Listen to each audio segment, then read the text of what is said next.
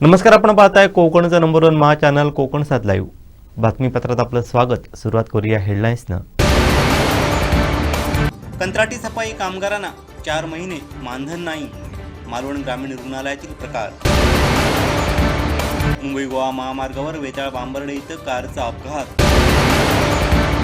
आणि मंत्र्यांना खुश करण्यासाठी कार्यक्रम नको, नितेश राणेंच्या प्रशासनाला कानपिचक्या.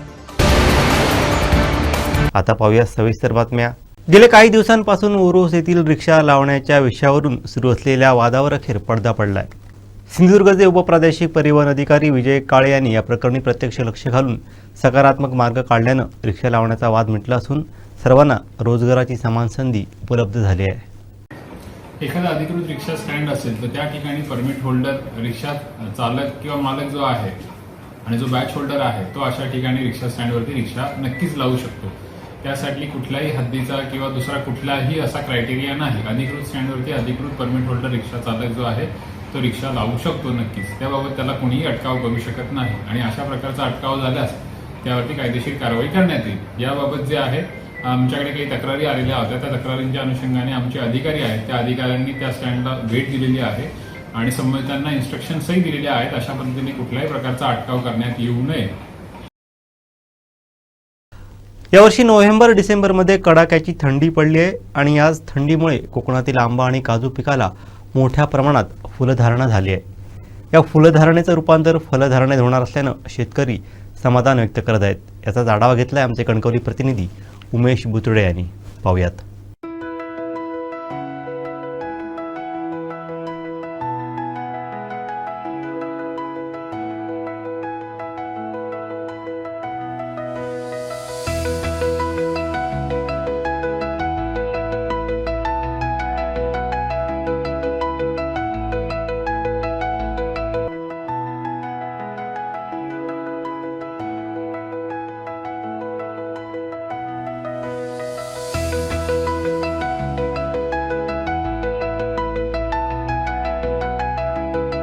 कोकणामध्ये प्रामुख्याने आंबा, काजू यांची शेती केली जाते आणि यावेळी थंडी ही मोठ्या प्रमाणात पडली असल्यामुळे आपण बघतोय की सकाळी देखील मोठी थंडी आज आणि याच पद्धतीने बघितलं तर थंडीमुळे आंबा आणि काजूला मोहर आलेला पाहायला मिळते. आपण बघतो या ठिकाणी आचऱ्यामध्ये आहोत. आचऱ्यामध्ये हा जो आंब्याचा जो मोहर आहे तो मोठ्या प्रमाणात आलेला आहे. ते काजूला देखील मोहर आहे आणि या आंब्याला मोहर आल्यामुळे आता शेतकरी थोडंसं म्हणतो की आम्हाला समाधान वाटत आहे. यंदाच्या वेळी आंब्याच्या उत्पन्नात वाढ होईल असं देखील त्यांना शंका आहे.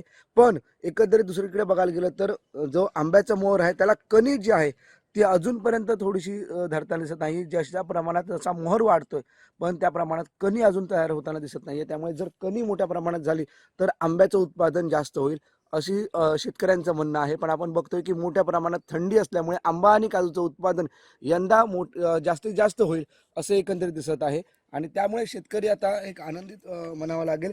कारण यावेळी जर कोकणामध्ये आणि सिंधुदुर्गामध्ये आंबा आणि काजू हे जर चांगल्या प्रकारे झाले तर शेतकऱ्यांना एक आनंदाची बात असेल. कारण आंब्याला आणि काजूला चांगला भाव मिळतो आणि सिंधुदुर्गाचा म्हणजे देवगडचा हापूस आंबा आहे तो एक प्रचलित आहे आणि देवगडचा हापूस 7 समुद्र पार केला आणि यावेळी देवगडच्या हापूस आंब्याला उच्च प्रमाणात दर देखील मिळणार आहे. त्यामुळे बघितलं तर कोकणामध्ये आता थंडीमध्ये आंबा आणि काजू यांच्या उत्पन्नात वाढ होण्याची शक्यता वर्तवली जात आहे. उमेश बुचडे, कोकण 7 लाईव्ह, कणकवली.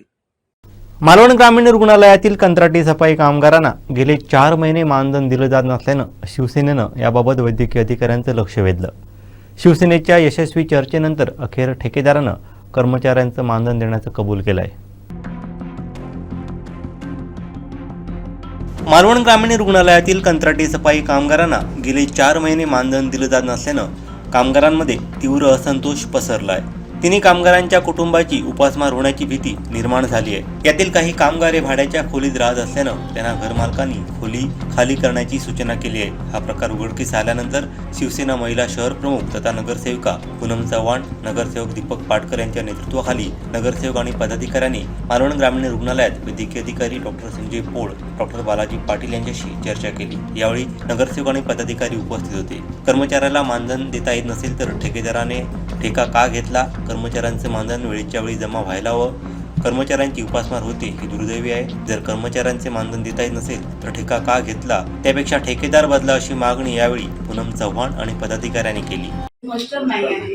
आज चंदन असेल किंवा अजून जे कर्मचारी आहेत ते तिथे काम करतायत, ते तुम्हाला माहिती आहे सफाई कामगार आहेत, त्यांनी इनकेस एखाद्या पेशंटची कळ काढली, त्यांच्याकडनं पेशंटला दुखापत झाली तर कसं करणार?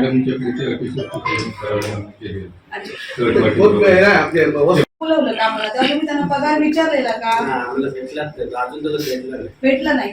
तुम्हाला मॅडम, एवढं कसं का? 2 मिनिटं. मग तुम्ही त्याच्याकडे मॅडमने बोलवलेलं, मी पूर्वी काम करत होतो, तर मॅडमने बोलवलं, मॅडमांच्या विश्वासावरती मी आलो कामाला.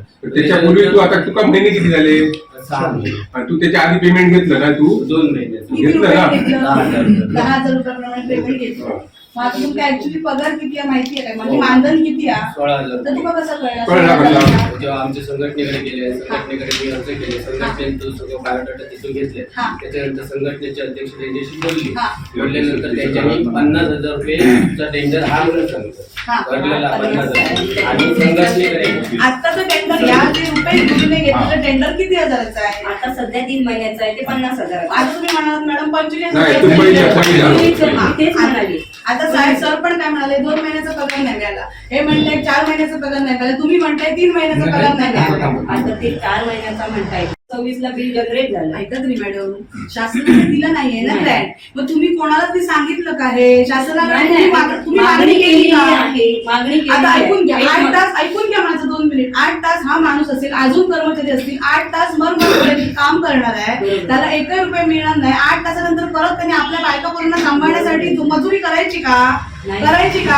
ऐका. तुम्ही एक विचार करा, मी सुद्धा एक शिक्षिका म्हणून काम करत होते, तुम्ही आज इथे स्टाफ म्हणून काम करताय. 4 महिने जर तुम्हाला पगार मिळाला नाही, तरी बायका पोरांना खायला घालायचं काय? ही वस्तुस्थिती आहे ना. आणि 8 तास काम करून परत त्यांनी मजुरीला जायचं. आणि दुसरी गोष्ट कॉन्ट्रॅक्टर असं, त्यांना 2 वेळा भेटायला आले मग आज आम्ही होते. कॉन्ट्रॅक्टरला बोलवलं, आज कॉन्ट्रॅक्टर का नाही आला? ऐकून घ्या, 1 मिनिट. आज कॉन्ट्रॅक्टर साहेबांना काल फोन लावून सांगितलं मी 11 वाजता हजर मला आहे. पण सांगितलं की ते कॉन्ट्रॅक्टर काळा काय गोरा ह्यांना माहितीच नाहीये. कॉन्ट्रॅक्टर मॅडम 2-3 वेळा मग कॉन्ट्रॅक्ट काढून घ्या त्याच्याकडनं. घेतो ना. कॉन्ट्रॅक्ट काढून घ्या त्याच्याकडनं, आपण दुसरा कॉन्ट्रॅक्टर नेमूया.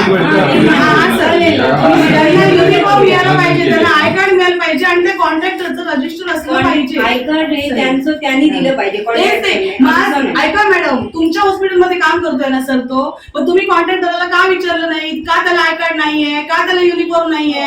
याने एखाद्या पेशंटला काय दुखापत केली तर आम्ही कोणाला विचारायचं? चंदन हा कोण आहे तुमचा? आम्हाला माहितीये, पेशंटला माहितीये सर. मग ही तुमची पण रिस्पॉन्सिबिलिटी आहे ना की त्याला युनिफॉर्म बाबा तू का दिलं नाही? तू कॉन्ट्रॅक्ट घेतलं मान्य आहे, मग त्याला युनिफॉर्म मिळाला पाहिजे, त्याला आयडेंटिटी कार्ड मिळालं पाहिजे, त्याची मास्टरवरती सही झाली पाहिजे. ही रिस्पॉन्सिबिलिटी इथल्या प्रशासनाची आहे ना.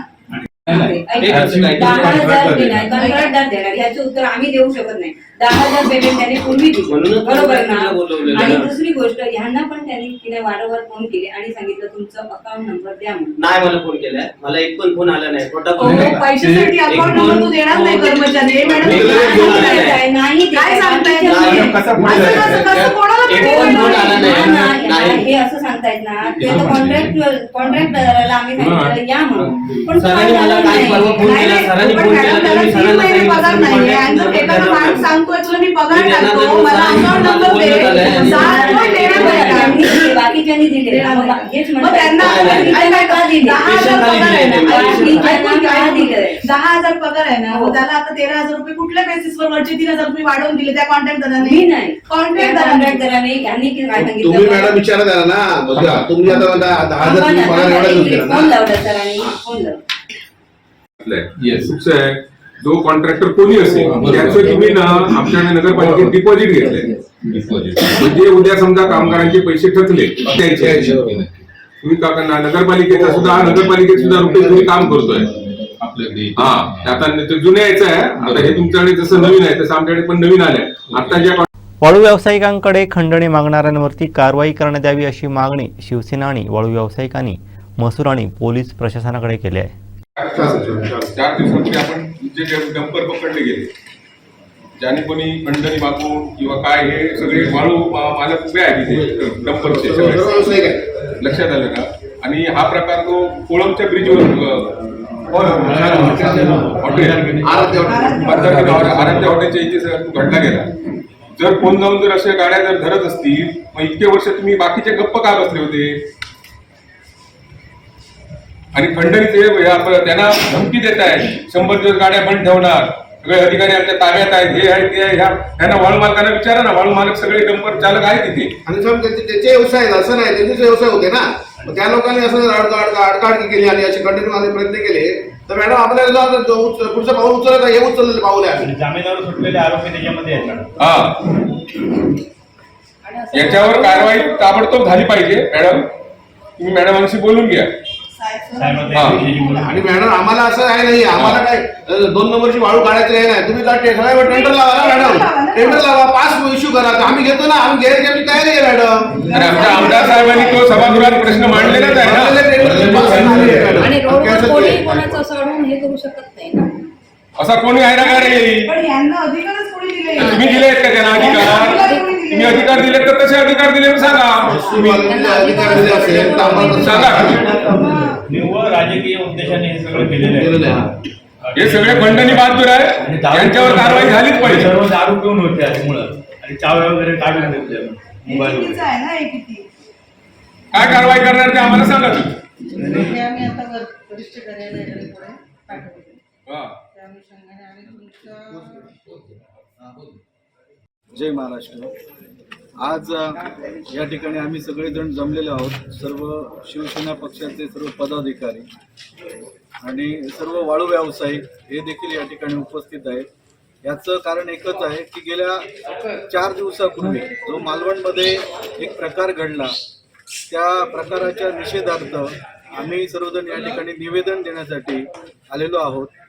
आणि याचं मुख्य कारण म्हणजे जे गाड्या पकडल्या गेल्या वाळूच्या, अगदी जोर जबरदस्ती करून आणि खंडणी मागण्याच्या उद्देशाने त्या गाड्या पकडल्या गेल्या आणि त्याच्या निषेधार्थ आम्ही सर्वजण या ठिकाणी जमलेलो आहोत. सिंधुदुर्ग जिल्ह्यातील वाळू व्यावसायिक हा माफिया नाही, तो प्रामाणिक वाळू व्यावसायिक आहे. मी देखील व्यवसाय करतो, गेली 25 वर्ष मी या व्यवसाय क्षेत्रामध्ये आहे. पण आणि ते सुद्धा आम्ही कायदेशीर लिगली टेंडर घेऊन आम्ही वाळू व्यवसाय करत असतो आणि करत आलेलो आहोत आणि यापुढे पण करणार आहोत. पण आज अशी परिस्थिती आहे की जर एखादा अपघात झाला तर सगळ्यात आधी पहिला धावणारा हा वाळू व्यावसायिकच असतो. जर एखाद्या गावामध्ये एखादा आजारी माणूस असेल तर त्याला प्रथम हॉस्पिटलमध्ये नेणारा हा पहिला वाळू व्यावसायिकच असतो. जर एखाद्या गावामध्ये काही अडीअडचणी आल्या, काही प्रॉब्लेम झाला तर पहिला धावणारा हा वाळू व्यावसायिकच असतो.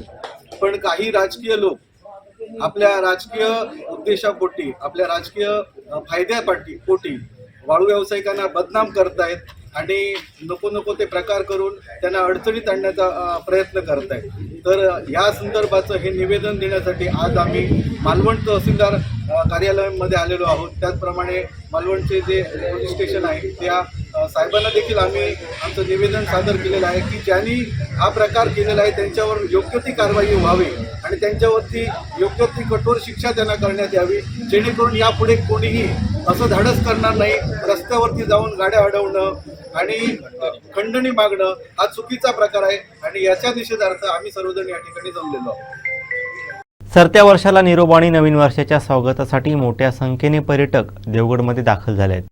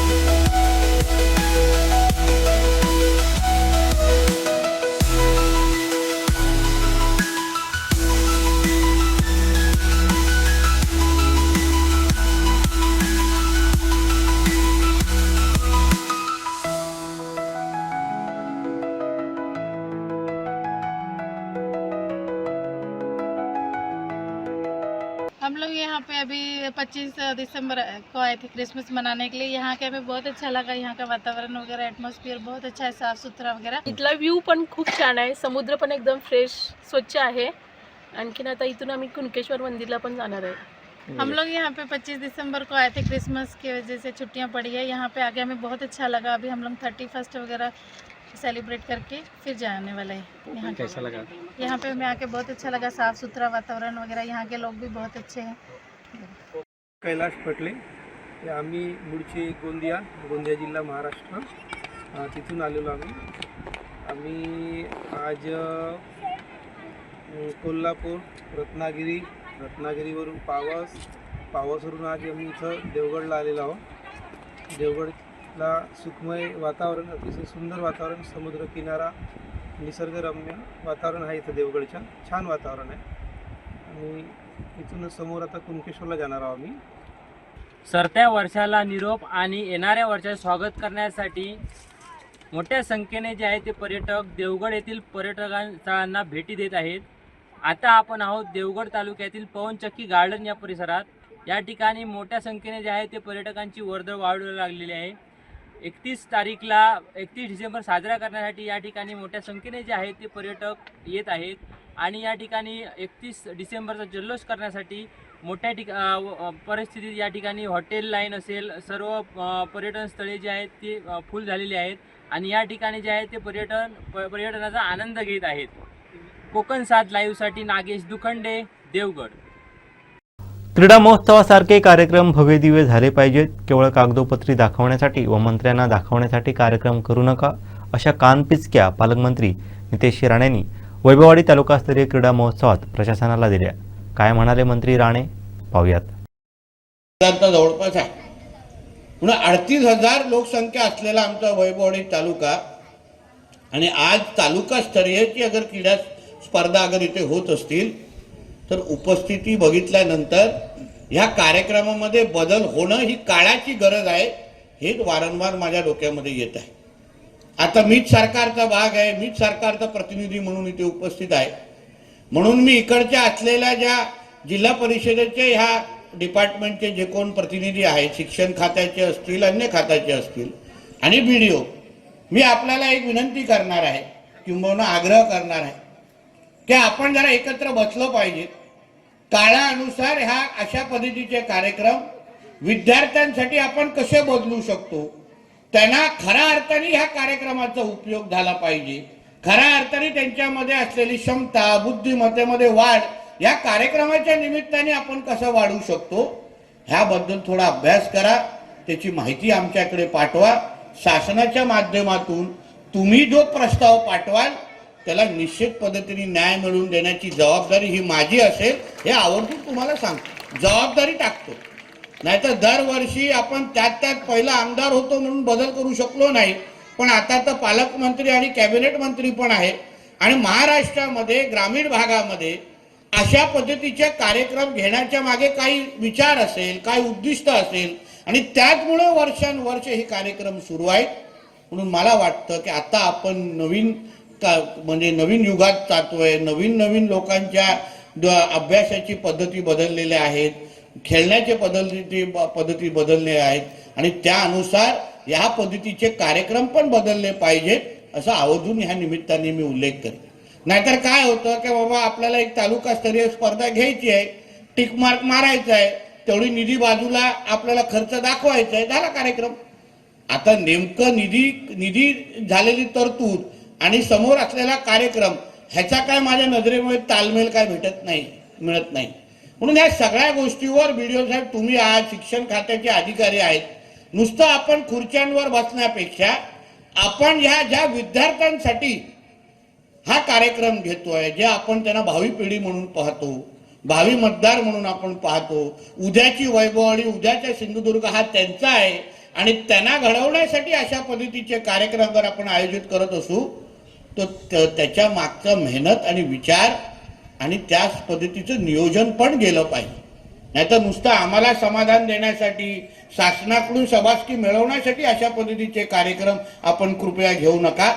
महाराष्ट्राचे मुख्यमंत्री आमचे आदरणीय देवेंद्र फडणवीस साहेब असेल किंवा जे काय दोन्ही उपमुख्यमंत्री आणि आमचे मंत्रिमंडळ असेल, आम्हाला सगळ्या जणांना या महाराष्ट्रामध्ये काही नवीन बदल घडू शकतात का, काही परिवर्तन होऊ शकतात का, पारंपरिक वर्षानुवर्ष चालणारे कार्यक्रम त्याच्यामध्ये काळानुसार आम्ही काय बदल आणू शकतो का?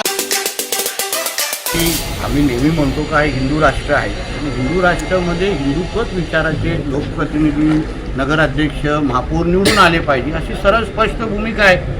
एवढी विधानसभेमध्ये तेच झालं ना. हिंदू समाजाने आम्हाला सगळ्या जणांना निवडून दिलं आणि हिंदुत्वादी विचाराचे सरकार राज्यामध्ये बसवलेलं आहे. आता तेच पॅटर्न तुम्हाला येणाऱ्या ना महापालिकेमध्ये पण दिसते. आज दादा वर्षावर भेटायला गेले मुख्यमंत्री राणीसाहेब त्यांचे विकासाच्या दृष्टिकोनातून आमचे CM साहेबांबरोबर काही विषय होते, चर्चा होते. त्या बाबतीमध्ये CM साहेब आणि त्यांच्यामध्ये सातत्याने भेट होत असतात. कणकवली उपजिल्हा रुग्णालयामध्ये रुग्णांच्या संख्येत लक्षणीय वाढ झाली आहे. उपजिल्हा रुग्णालयात मणक्यांचे आजार, CT स्कॅन, डायलिसिस, एक्स-रे, विविध हाडांच्या शस्त्रक्रिया या सेवांचा रुग्ण लाभ घेत आहेत. तरी काही रुग्णसेवेबद्दल समस्या असतील तर आमच्याशी संपर्क साधावा असं आवाहन कणकवली उपजिल्हा रुग्णालयाचे वैद्यकीय अधीक्षक विशाल रेड्डी यांनी केलं आहे. नमस्कार. माननीय पालकमंत्री साहेब यांची समवेत जी मीटिंग झालेली आहे आरोग्यासंबंधित आणि उपजिल्हा रुग्णालय कणकवली इथली सुविधाबाबत, त्या मीटिंगनंतर आम्ही CT स्कॅन जे आहे नवीन मशीन बसवून त्याचं इन्स्टॉलेशन करून आता कार्यरत आहे. सर्व म्हणजे इन्स्टॉलेशन करून आणि ते नवीन सॉफ्टवेअर टाकून ती कार्यरत केलेली आहे. नंतर दुसरा विषय एक्स-रे मशीनचा होता. ते 500 MVची जी मशीन आहे ती आम्ही जुनी मशीन डिसेंबल करून नवीन मशीन बसवलेली आहे. अर्थिंगचा आणि काही किरकोळ गोष्टी आहेत ते 2-4 दिवसात मी करून ती मशीन पण कार्यरत करणार आहे. आणि स्वच्छता, रुग्णांबद्दल जे प्रश्न आहेत ते सर्व स्वच्छता आता करून घेतलेली आहे आणि रुग्णांबद्दल जे प्रश्न होते तेही पूर्णतः आम्ही सॉल्व्ह करण्याचा प्रयत्न करतो आहे. या ठिकाणी आता बऱ्यापैकी OPDला गर्दी दिसते आहे. मात्र रुग्ण तपासणी करणारे डॉक्टर आहेत, त्यांना व्यवस्थित रुग्णाशी संवाद ठेवण्याबाबत आपण पुढाकार घेतला पाहिजे. कारण काही ठिकाणी OPDला बसलेले रुग्ण बाहेर आहेत पण डॉक्टर तिथे उपलब्ध नाही. रुग्णांसंबंधात जे पेशंट बसलेले आहेत त्यांना इन्व्हेस्टिगेशनसाठी पाठवलेले आहे. डॉक्टर सर्व उपलब्ध आहेत. रुग्णांबद्दल जे दिरंगाई करणार त्यांच्यावर कार्यवाही करण्यात येईल. आपल्याकडे सर्व स्पेशलिस्ट डॉक्टर उपलब्ध आहेत. Orthopaedic doctor Asam sir, doctor Tai Shetty sir, doctor Dongre sir. मी स्वतः फिजिशियन आहे. मी स्वतः फिजिशियनचे पेशंट बघतो आणि सर्जरीचे पेशंट डॉक्टर आचरेकर सर उपलब्ध आहेत. आता ते रजेवर आहेत. स्त्रीरोग तज्ज्ञ मागील जूनपासून ते पद रिक्त आहे. त्याबद्दल आम्ही IMAला मेडिकल असोसिएशन जे आहे आपल्या जिल्ह्याचं त्यांना पत्र दिलेलं आहे व सर्व जे इच्छुक गायनेकोलॉजिस्ट आहे आपल्या शहरातली कणकवली तर त्यांना पण निवेदन केलं आहे की आमच्या इथे तात्पुरत्या स्वरूपात सेवा द्यावी जेणेकरून रुग्णांना आणि गरोदर मातांना सेवा भेटेल.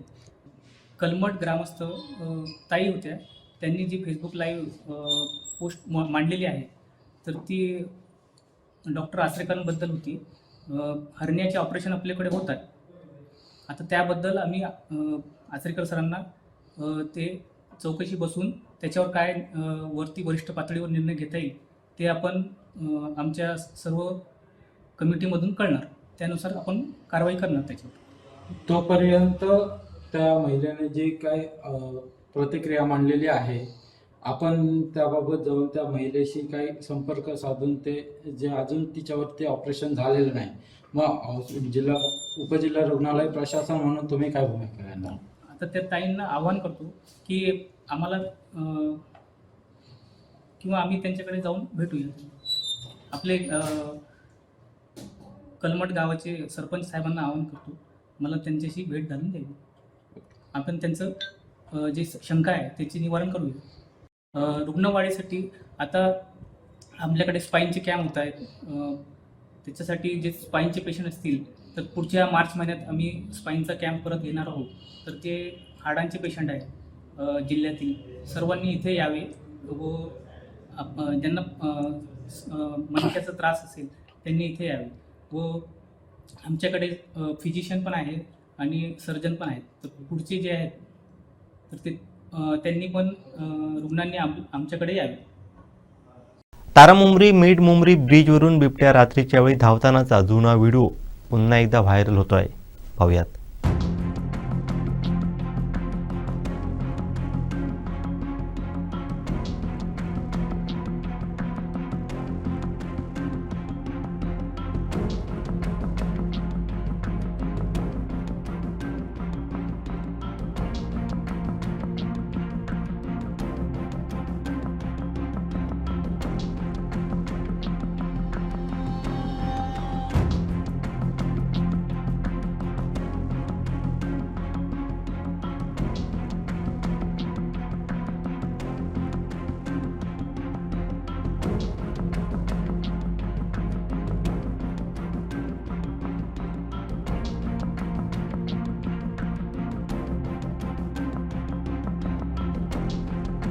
मुंबई गोवा महामार्गावरील वेताळ बांबर्डे पुलाजवळ सोमवारी पहाटे कारचा भीषण अपघात झाला. मुंबईहून गोव्याच्या दिशेने जाणारी कार रस्त्याचा अंदाज न आल्यानं थेट रस्त्याच्या कडेला कोसळली. सुदैवानं या अपघातात कोणतीही जीवितहानी झाली नसली तरी कारचं मोठ्या प्रमाणावरती नुकसान झालं आहे.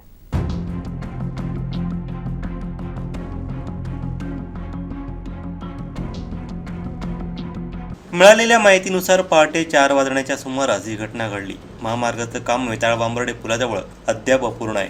गुडकर कुटुंबियांच्या घरासमोर महामार्गाचा रस्ता अत्यंत अरुंद झाला आहे. पहाटेच्या वेळी वाहन चालकाला या अरुंद रस्त्याचा अंदाज आला नाही आणि नियंत्रण सुटल्यानं कार थेट रस्त्याच्या खाली कोसळली. वेताळ बांबर्डे येथील हा पट्टा अपघाताचं केंद्र बनत चाललाय. महामार्गाचं काम अर्धवट असल्यानं आणि योग्य सूचना फलक किंवा सुरक्षा कठडे नसल्यानं येथे वारंवार अपघात होत आहेत.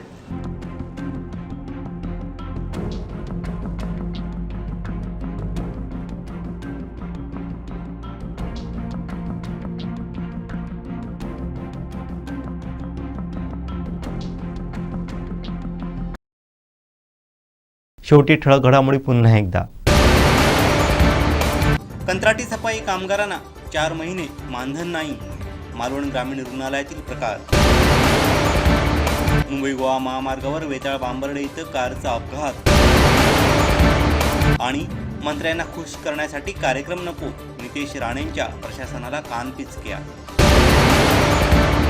बातमीपत्रात वेळ झाली ते थांबण्याची.